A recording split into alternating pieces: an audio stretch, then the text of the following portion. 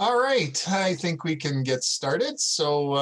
Welcome everyone to the latest session in our Serving Up Knowledge series. My name is Tom, and I'm from the Grand Prairie District Chamber of Commerce, and we are so pleased to be working with the City of Grand Prairie on this series of sessions to highlight some of the skill sets from the amazing business community that we have in this region.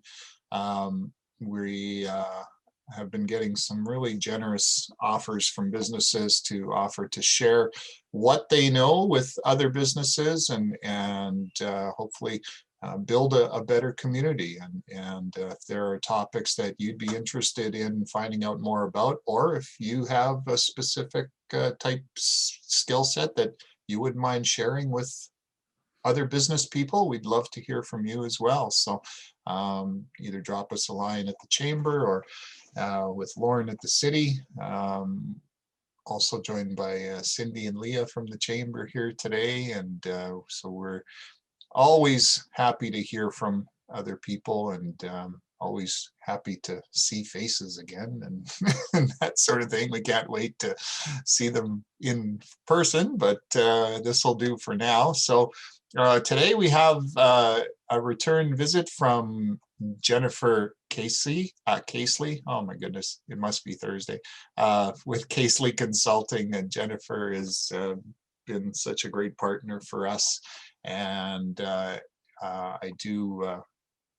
before we get into Jennifer's session, we do remind you that the session is being recorded so that we can share it later with people that couldn't make the session or are curious about finding more about what we're about to talk about. With that, I will stop babbling and I will turn the mic over to Jennifer Caseley. Thanks, Tom. All right, so today we're going to talk about recruitment. And at the end of the session, we're going to talk about how to retain the staff that you currently have. But first, we're going to get into a little bit about how to find the right people to bring on staff. So just a quick little glimpse into my life. That's my little ginger kitty at the bottom screen there, and that's her above in her favorite spot in the entire house. It's fascinating to watch the water, apparently. Dave and I can be found out on our quads quite often on the weekends. I'm a fair weather quadder though, so not this time of year, but definitely come summer, I will be there. And then that's my other little kitty up in the other corner. So that's my household. So I've been doing HR for about 25 years now. I've recruited thousands of people over the years, and I don't even want to try and guesstimate how many resumes over the years. So I've kind of got this down to a science at this point in time. And I thought we would share some of that with you today. So you get a few little insider tips and tricks on recruitment. So first of all, we have to think about what kind of a company you are. And I have this picture in the corner, and I hope you can see it because it's one of my favorite pictures of Grande Prairie. This was posted in 2014 or 2015. And for those of you not familiar with Grande Prairie, this was on 100th Avenue, which is one of our main driving thoroughfares. And it's for a local retail establishment in Grande Prairie. And it says, sucky hours, low pay, a-hole boss, apply now. And what I love about it is just sort of, it's so funny and tongue-in-cheek, and it really says a lot about the work environment. And I don't think the work environment is bad. I actually think they have a really fun work environment, and I think they all really enjoy what they do, because this was actually up for several weeks. It wasn't like somebody put it up and their boss got mad and it came down. This was up for quite some time. This was also posted during a time when you could go to get a job at the mall here in town, working in a jewelry store, making $25 an hour, or you could go and work for toys, making really low pay, apparently. So I just loved their approach. So I think it really embodies the whole thing that I think companies need to think about when they're hiring. What are your values, your mission? What kind of atmosphere do you have at your office? And what we want to do is try and match up those values and that atmosphere with the kind of people that we're bringing in. And so I think it's important to make sure that our advertising and our interviews also carry through a little bit of that sort of tone and message. So think about the environment, think about the vibe that you want people to be bringing into your workplace, and that's what we're going to be recruiting for. So we can always train for a lot of skills, but we can't train for sort of those values that people hold in general. So that's kind of what you need to think about before we start the whole process. What kind of a company are we? Are we this kind of a company that's going to post that we have sucky hours? Or are we the kind of company like the Alberta government that has very long, very detailed, very dry advertisements? So think about what kind of an organization you are. So one of my pet peeves is the fact that a lot of companies don't have job descriptions and they just say, oh, well, they're a truck driver, they drive trucks. But we all know that that's actually not true. There's a lot more to being a truck driver than just driving a truck. So lots of companies, there's different training involved. You may have to actually go in and meet with customers. You may have to collect money. You might just sit in a truck and you have somebody helping you. So there's lots of different things, even as a quote unquote, just a truck driver, that you still need to put into that job description. So it's important to have a basic job description for all of the roles. And this is what's going to help you figure out what to put in that job ad and what to put in the interview questions and what you want to find out about this person. So I have a lot of pet peeves when it comes to recruitment. So I apologize now if I keep saying another pet peeve, because there's a lot of them. The next one is the title. And it's really important when you are recruiting to put in a very accurate job title. I don't care what you call that person once they actually start with your company, but the job title is really what's going to catch people's eye. It's what they're searching for when they go on to Indeed. So they're going to do a search on Indeed for a specific job title, or a friend of theirs says, oh, hey, I saw a job for blank. That sounds like you. And so that title is super important. So one of the companies that I really find issue with is Lululemon, because they hire what they call educators. And to me, an educator is someone who works at a school or a training environment, or their primary role is to train and educate people. Now, I understand the concept that they're trying to get across is that these people are educating people about the Lululemon lifestyle and the products. But at the same time, if I'm looking for a job in retail, I'm probably not thinking, I need to type in educator and see what kind of jobs come up. So that title is super important. I've also seen a real estate organization here in town, and they were hiring for a director of public communications. And I thought, wow, that's really impressive. And I had no idea that they were that big of a company. It turns out that what they were really looking for was a receptionist. So again, when people see that title, it's very misleading, and they're not going to get a lot of great resumes from super receptionists. They're going to get a lot of resumes from people who they're going to look at and go, well, this isn't the job for you. Why did you apply? So it's really important to have that good job description with a very accurate title so people actually know what you're looking for. So based on that job description and based on what we're doing, we're going to take that and we're going to condense it into a nice, cute, neat job ad. And again, this is where we go back to what kind of a vibe do you want your company to have, right? So what does this ad look like? Is it fun? Is it short? Is it sassy? Or is it long and drawn out and has a lot of information in it that we don't necessarily need? So think about that. The next part we want to think about when we have job ads is, where are we going to put it? How long are we going to post it for? How much does it cost? Facebook has the ability for you to post job ads right off your company Facebook page. I prefer to not use that function on Facebook, because what happens is Facebook pulls the information out of a person's profile. So if in your profile, when you filled it out about your previous employment, you were having fun and you went to the School of Hard Knocks and you work for, self-employed at my home, things like that, that will get pulled into the Facebook resume that you now have and you're applying for jobs with. So it doesn't work that well when you're trying to find candidates.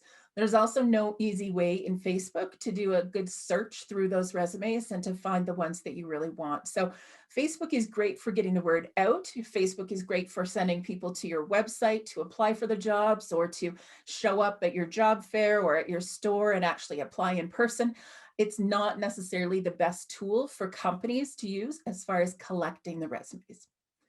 Indeed is one of the most popular programs on the go at the moment for posting job ads. This is more of a general type area for jobs. So if you have a very tight specific group, for example, I'm currently trying to hire people as ultrasound technicians. Indeed is not the place to advertise for ultrasound technicians. We want to specifically target them through a Canada-wide group or a provincial group that caters specifically to that particular job. Whereas Indeed is really great for more generalized roles such as administrative support, truck drivers. It's great for finding HR people. It's great for finding all kinds of different roles. But when something is very specific and has some very tight qualifications around it, you may be better off going specifically to that type of roles website, so go to the HR website if you think you really want somebody in that kind of a niche. So Indeed, I really like the program itself. I like a lot of the tools that come with it. I don't like the price tag that goes along with the Indeed ads. Sometimes you can advertise for free, sometimes you can't. Beware, the price is in US dollars. So whatever the price shows, you're going to pay a little bit more because we're in Canada. You can try and talk Indeed down to a lesser amount. So it will give you a suggested price. I always go lower than that, and we still manage to get a lot of applications coming through. One of the great things about Indeed is they have these tests that you can use. And the test to me is a very important part of the recruitment process. These tests enable you to do a bit of a screening on these people before you even have to pick up the phone.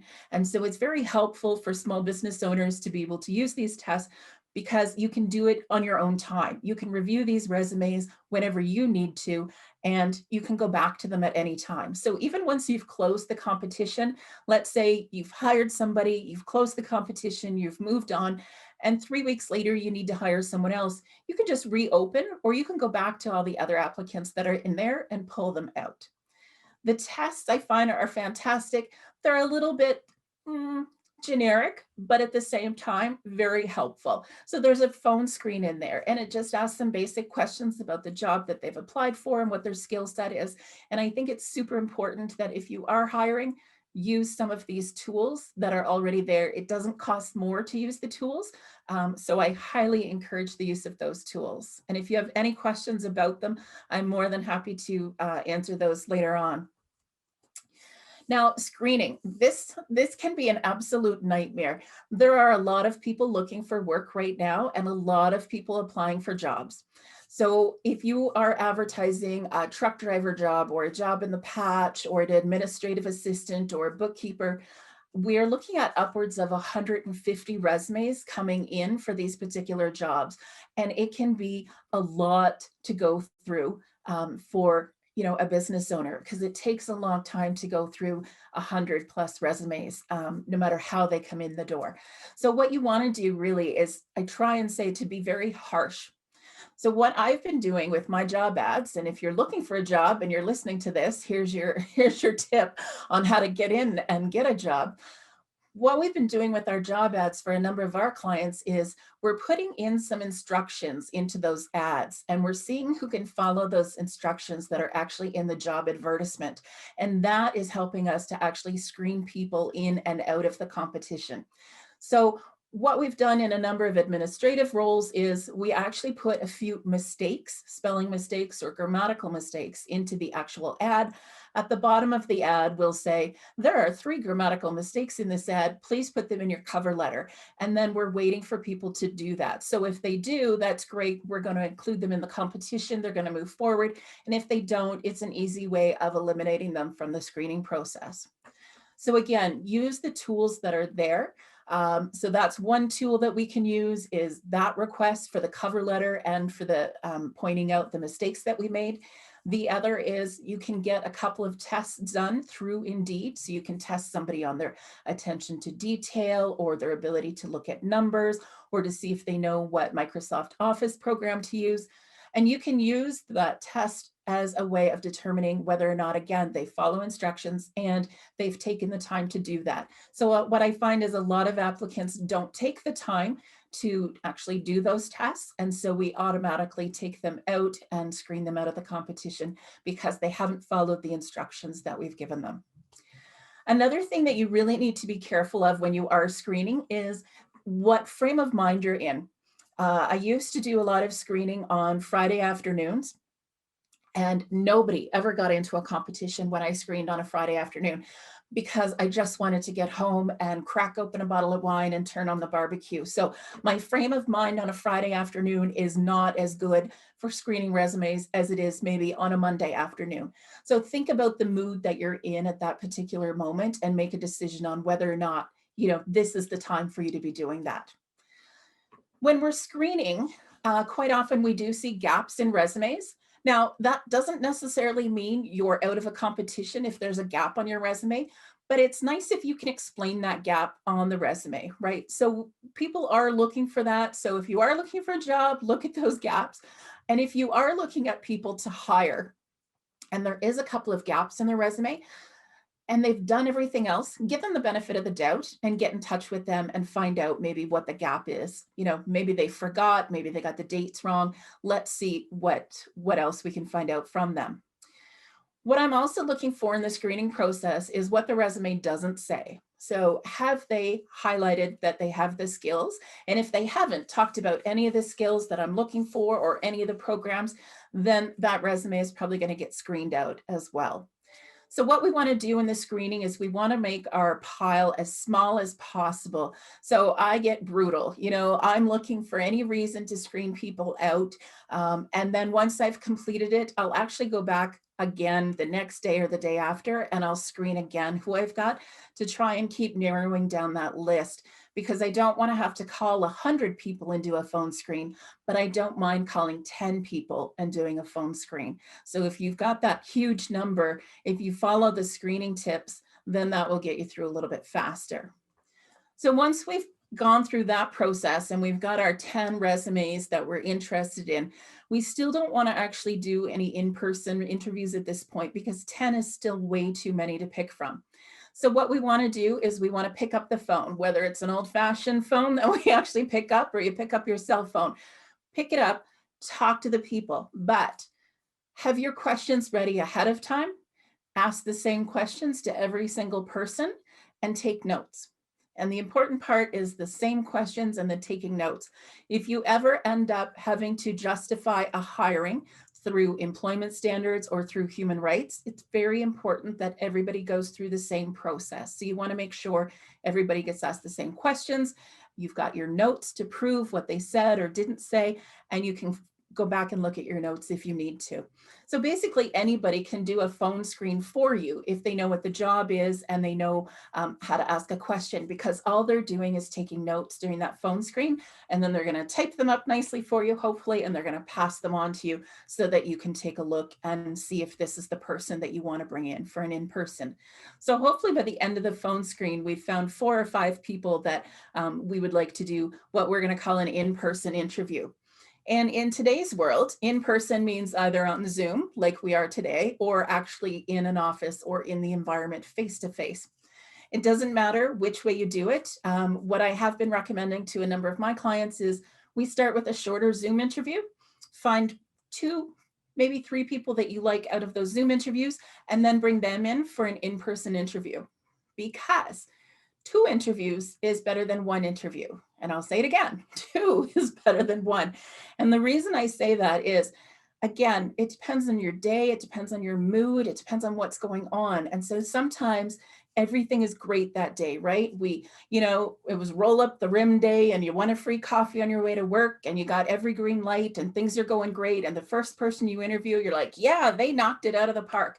And then the next day, you spill your coffee on your lap on the way to work and, you get a red light every single way down the block and you're not in as good a mood. So the interviews that day are going to be a little bit different than the ones the day before. So again, it's great to bring people back for a second interview and a little bit more in-depth interview the second time. So make it longer. So you can make the first one, 20 minutes, half an hour, and then try and aim for an hour with the second interview.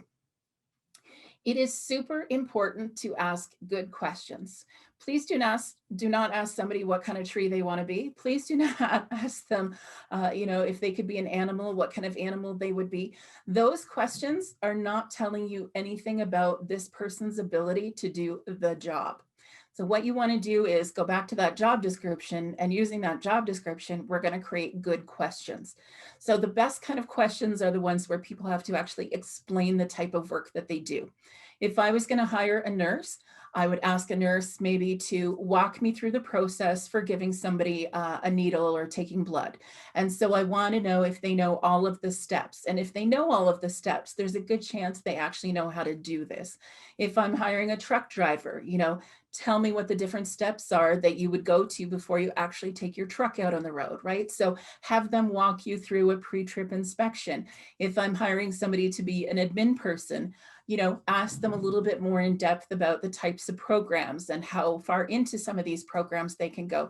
Lots of people think they know how to use Excel, but when you start talking about creating formulas and pivot tables and if-then statements, people start to get very nervous looking because they don't know how to do that. They only know how to enter information. So it really depends on the role and how much you're going to have that person do in the role.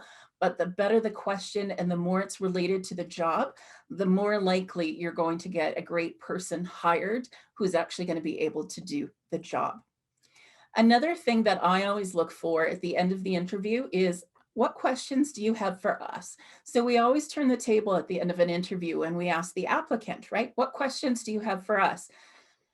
It's super important, in my opinion, that they have questions.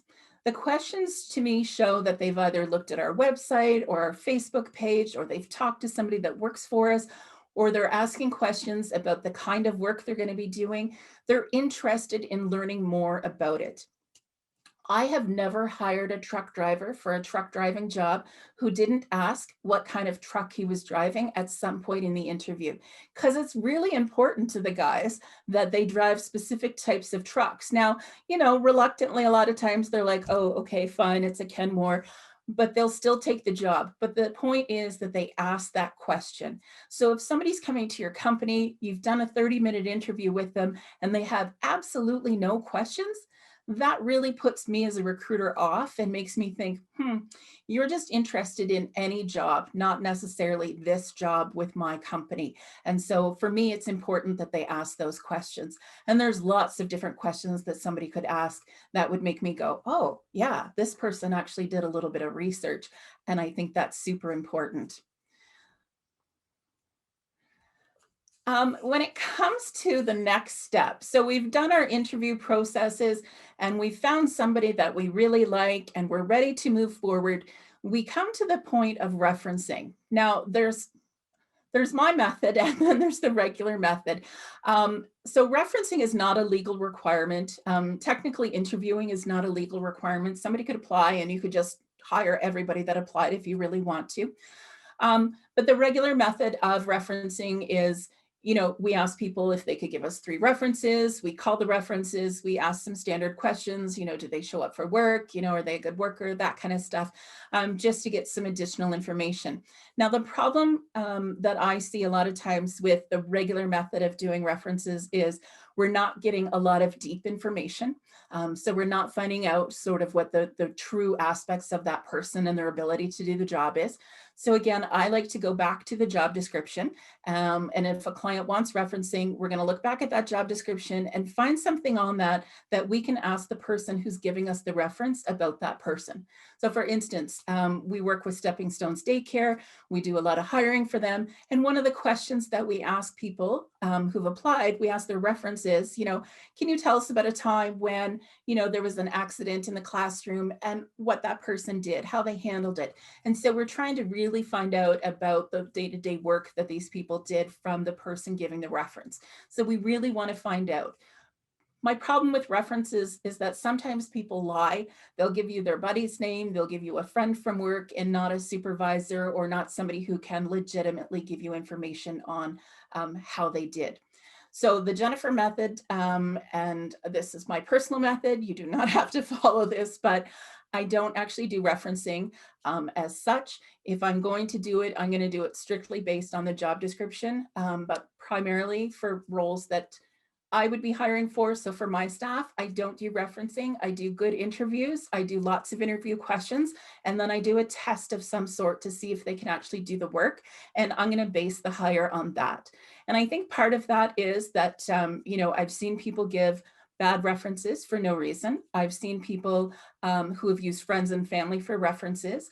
And I've seen a lot of people who didn't fit in at one workplace, but are amazing workers when given the right workplace. And so sometimes I don't necessarily think we get out of referencing what we really want to get out of them. One of the other areas that I think a lot more businesses need to use is testing. So giving the person who's coming in to do this role an actual test to see if they can do the job.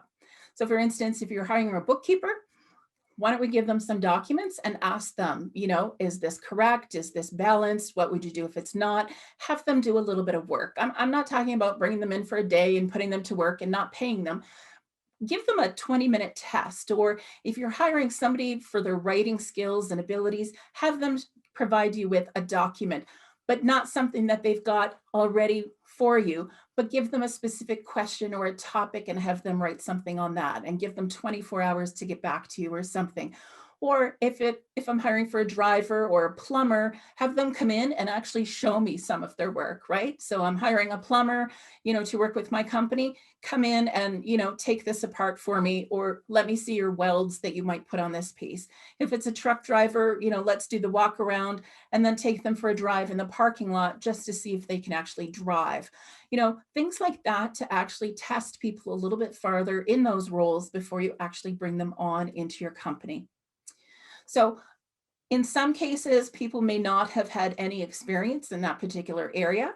We've hired a few people to help out at a wonderful optical store here in town, and they don't have the experience or the background. But what we do is we bring them in to watch the work, to see how it all works, to talk to the other employees, have a cup of coffee with the team, and then the team kind of makes a decision on who they felt really fit into that work environment. So that's another way that you can kind of feel people out a little bit more to see if they're going to work with you. Some companies really enjoy doing personality testing or the colors. They use the colors to see if somebody's going to fit in with the rest of their team. There's also disc profiles. So there's lots of other types of testing that you can do depending on the role, depending on how much money you want to spend and how much time you want to take when you are going through the hiring process with people. Now, my biggest, recommendation to anybody in recruitment is to be consistent. So again, if you're going to do something wrong, do it consistently wrong. And that's better than doing it wrong only some of the time. So make sure everybody gets asked the same questions. Take those notes, have a new person sign off on the job description. And most importantly, have fun with the process, right? This shouldn't be a very taxing process. This should be a fun process that you're, actually enjoying a little bit.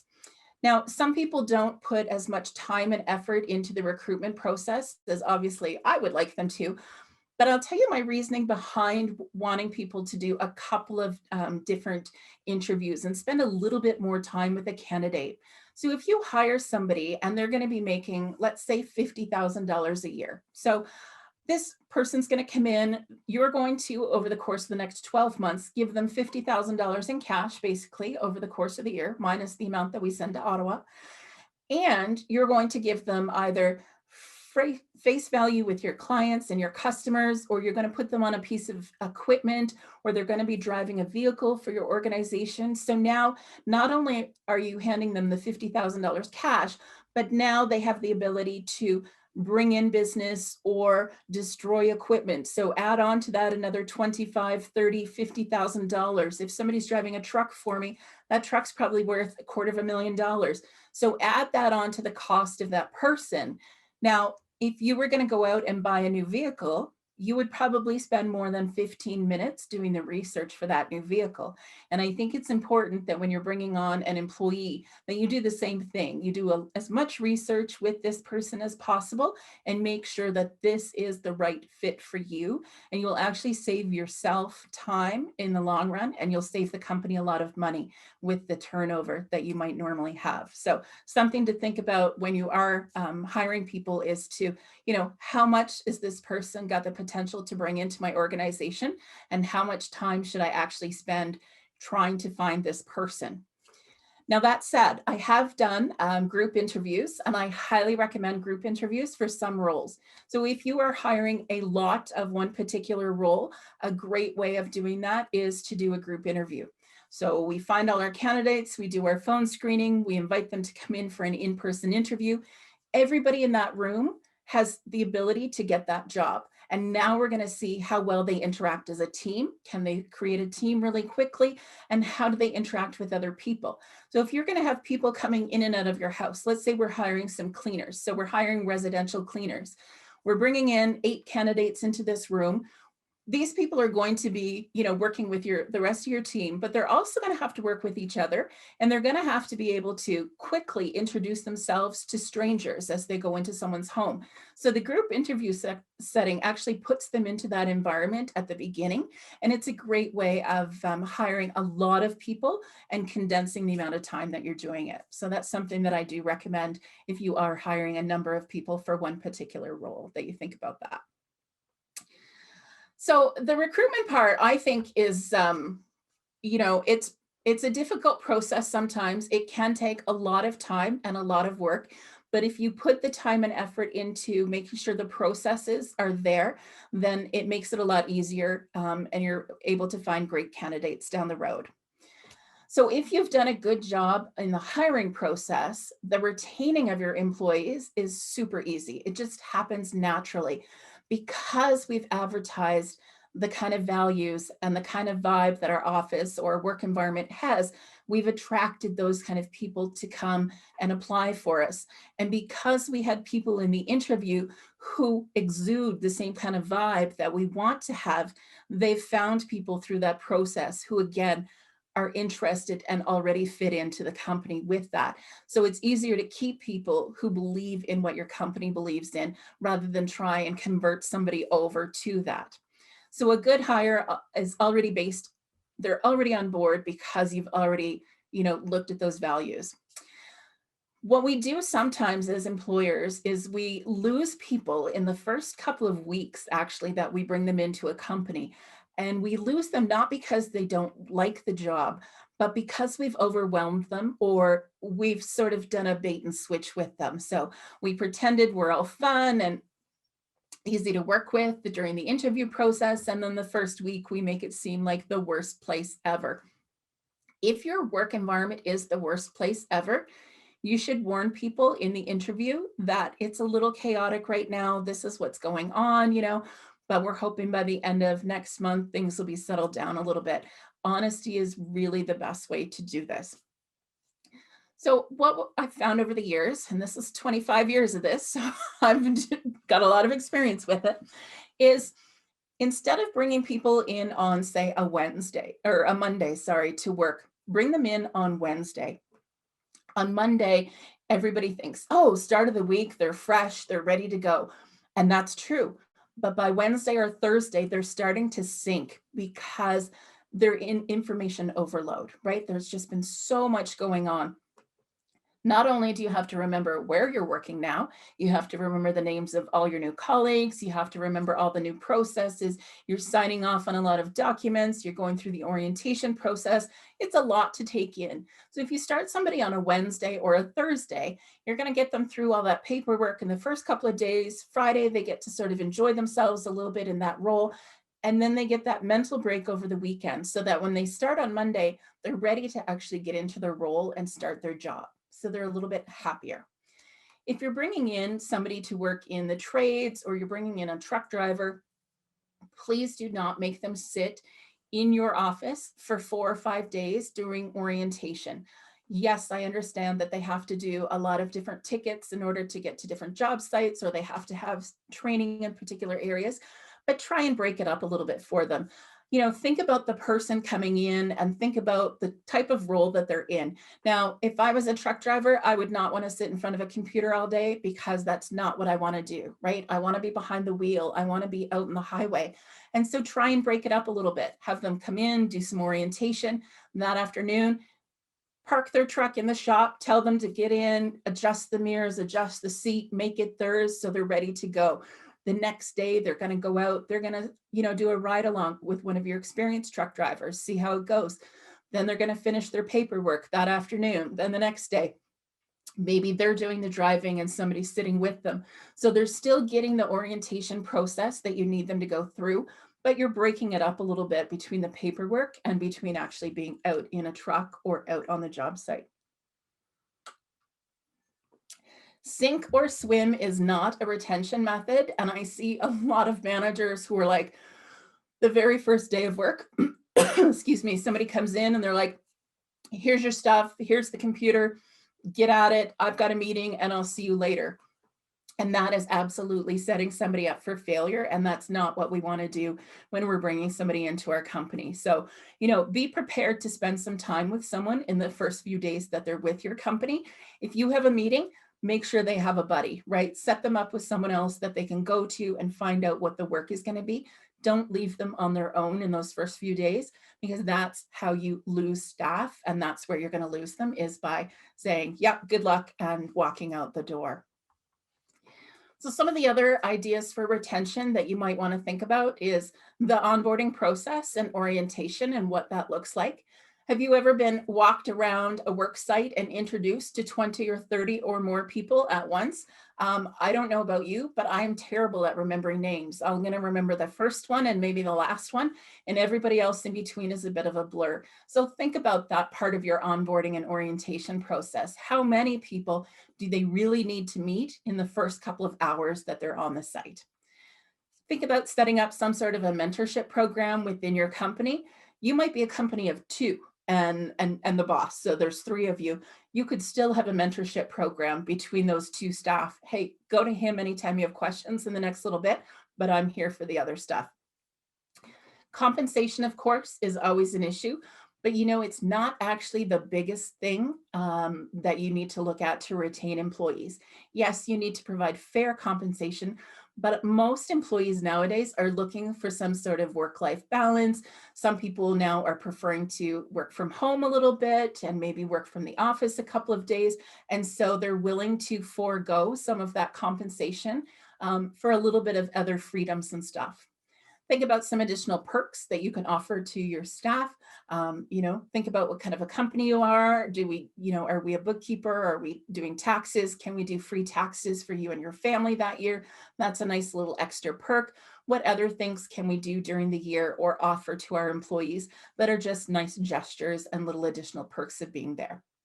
Some wellness offerings are always a great idea. An employee assistance program is something that a lot of families take advantage of. The ability to talk to somebody about different issues going on, or just focusing on mental health in your workplace, is another great idea and another way to retain employees, because we all know that mental health is so key to making sure that people are enjoying their work environment and they're happy in life and at work. And so wellness can be a huge part of that. Communication and feedback. Employees love communication. Most employees say you cannot give them too much information. So think about how often you communicate with those employees. Is it weekly? Is it daily? Is it once a month?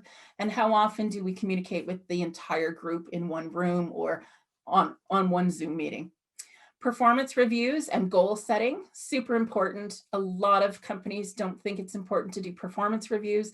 Employees actually enjoy them. Well, maybe not enjoy, but they want them, and they appreciate the feedback. And most people appreciate the feedback on a regular basis, as opposed to once a year going, yep, good job, keep it up, we'll see you next year. And goal setting doesn't necessarily just need to be for the company. Goal setting can also be for the employee's personal life. So if one of my goals is to, let's say, buy a house next year, and that I'm struggling because I don't make a lot of money and, you can't afford to give me a raise, What's something that you as an employer can do? Well, hey, if that's your goal, what if we took, 5% of your salary for you and we set it aside, right? So the company's going to set up the savings account with you. We'll take it off your checks, we'll set it aside. And when it gets to $5,000, we'll let you know. And so the company can help the employee meet those goals, but it doesn't cost either one of them any money. So there's different ways that you can help your employees meet some of their goals without it actually costing. Another one of those goals that a lot of people have is additional training and some development to move up into other roles. There are lots of great training programs on the go. At the moment, GPRC has a number of free safety training programs that they're offering to employees. And if you look at the Alberta, Canada training grants, there is a lot of money out there that will pay for about 2/3 of your employees' training, up to $300,000 per company. So definitely something to look into that won't cost your company a lot of money, but will definitely help you retain some of your employees. Recognition and reward systems.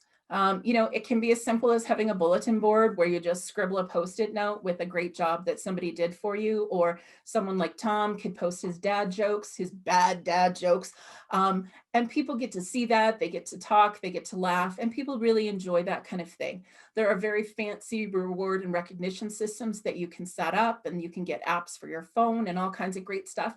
And those are amazing if you're able to do it. If you're not, put up the bulletin board and once a week or once a month, draw a name for somebody and make them the employee of the week, and they have to buy donuts for everybody.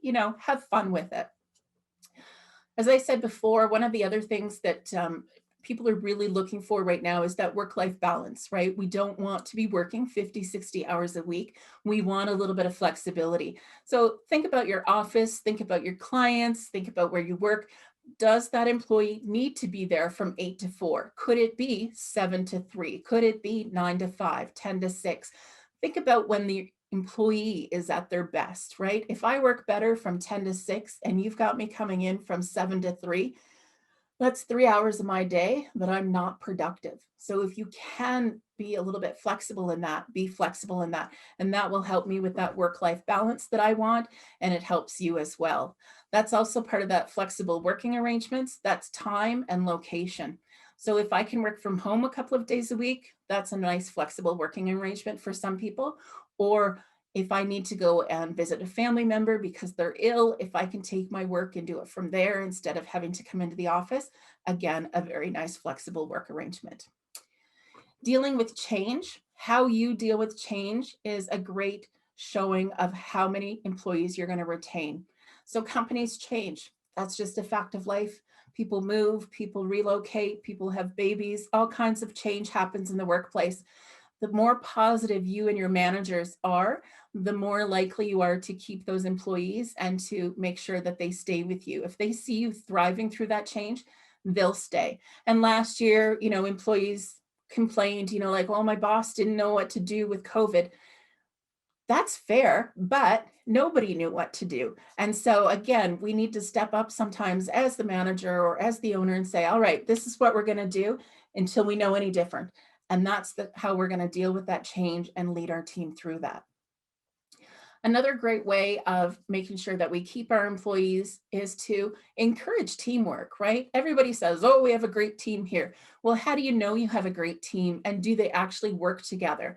If somebody was going to be gone for a couple of weeks, can somebody step in and do that job, and are they going to? So what are you doing to grow that team and to work and acknowledge that team? And one of the other things that I like to do is acknowledge the milestones, the big ones and the small ones that people have. I see a lot of companies that if somebody quits, right? So they put in their notice and they're in their last week, and the company goes out and buys a cake and says, oh, thanks, like we loved having you here. To me, that's the wrong time to acknowledge somebody. You should acknowledge them when they first start with your company, right? Hey, we're really happy to have so-and-so join our team. They bring a background of this, this, and this. They've been in the field for 10 years, and we're really happy to have them here. And so that's when I want to acknowledge people, not when somebody's leaving my organization, because that seems to me like an odd time to do that. The other thing we want to acknowledge is in those milestones, hey, congratulations, you've been here for a year. We're really happy, or you passed your probation. Here's a balloon. anything like that, and if somebody's getting married or getting divorced maybe, and they're super happy about it, maybe that's something else that you want to acknowledge as a team, and tell them that you're proud of them, or, a little congratulations for. So lots of different things that we can do to try and retain people. If you do a Google search or you go on Pinterest, there's hundreds of ideas of little things to do. But I think some of these cover a lot of that, just making sure you provide a good work environment.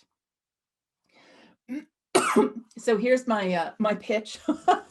So I do offer recruitment services. If a company needs it, we are here to help them with a hire.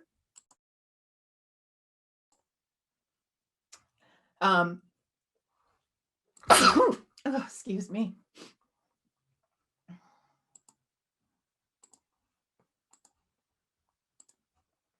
Technical difficulties. And the cost of hiring someone to help you with recruitment may not be as much as you think. Most of the roles that we help hire for, the total cost is actually less than 5% of the annual earnings for that particular role. And we can help with the entire thing, or we can just help get you up to the end of the phone screening and then move on from there. So lots of different ways of looking at that. And that's it. Just in the nick of time, eh? Yeah. You know me, Tom, I like to talk. Well, it was an amazing presentation. Thank you, Jennifer. It's a lot of great tips there. Before anybody else asks any questions, I saw one today. This person was talking about how this person that they hired didn't have a great resume and interviewed okay, but they hired them anyway just on a gut feeling that they could do the job. And I guess I guess there's no perfect way of hiring someone. Sometimes you do just have to go with what feels right, I guess. Oh, you're muted.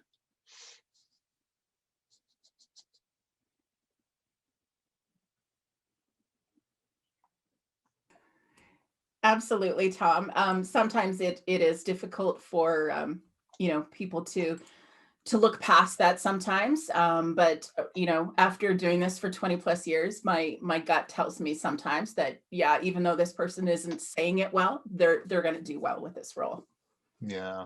Does anybody have a question for Jennifer? I do. Go ahead. It was just, I missed, you were talking about funding for employees to get training. Where was that through again? Yeah, it's the Alberta Canada Job Grant. Okay.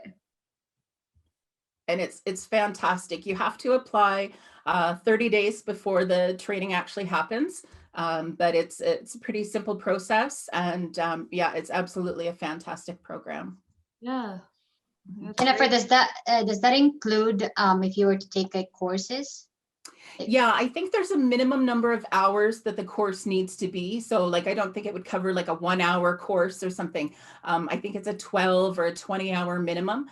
But I think they've also changed the program a little bit in the last while so that you can combine a couple of courses to make up that time if you need to. And I know for a while that sole proprietors couldn't apply, but now they can. So that's also good news to anyone out there who is a sole proprietor, that they can also apply for that funding now.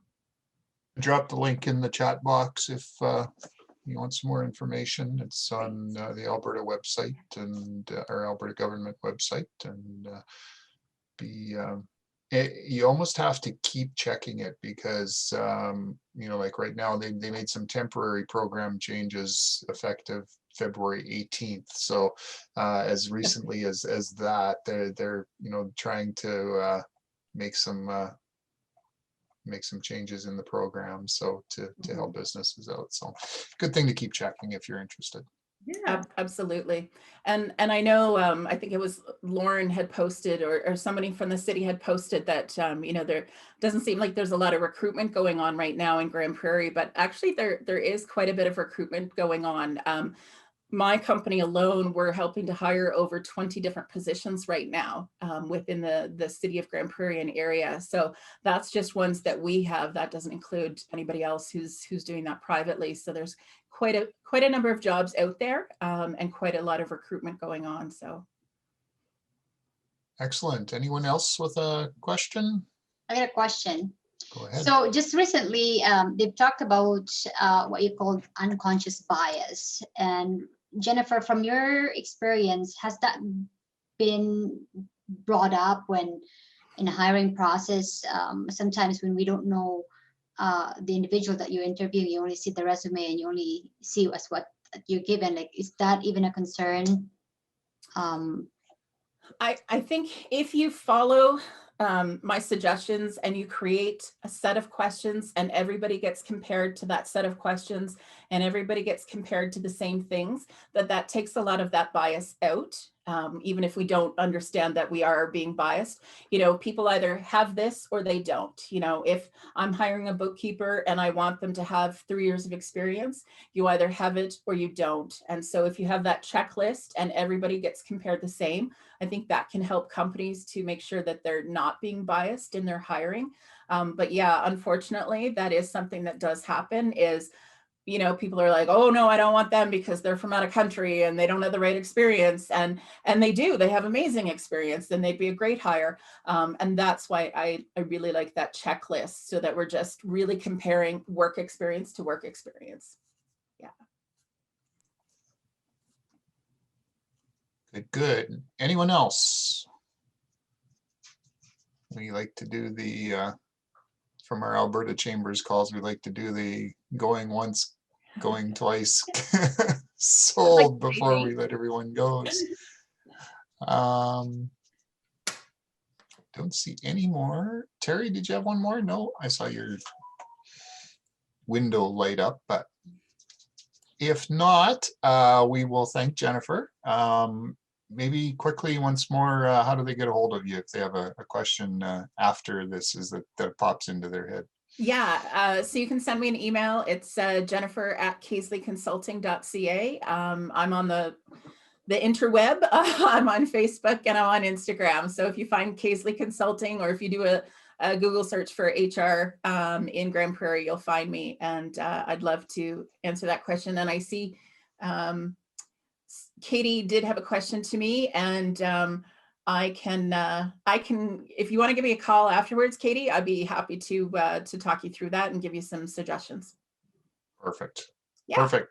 Good. Thank you, Jennifer. We are going to take a couple of weeks hiatus here during the Easter break coming up, and we'll be back with more sessions in our Serving Up Knowledge series with the Chamber and City going forward. Again, if you have any more ideas or you have a skill to share with other businesses, please let us know. And with that, we'll wish you a good weekend, and we hope to talk to you again soon. Bye, everyone.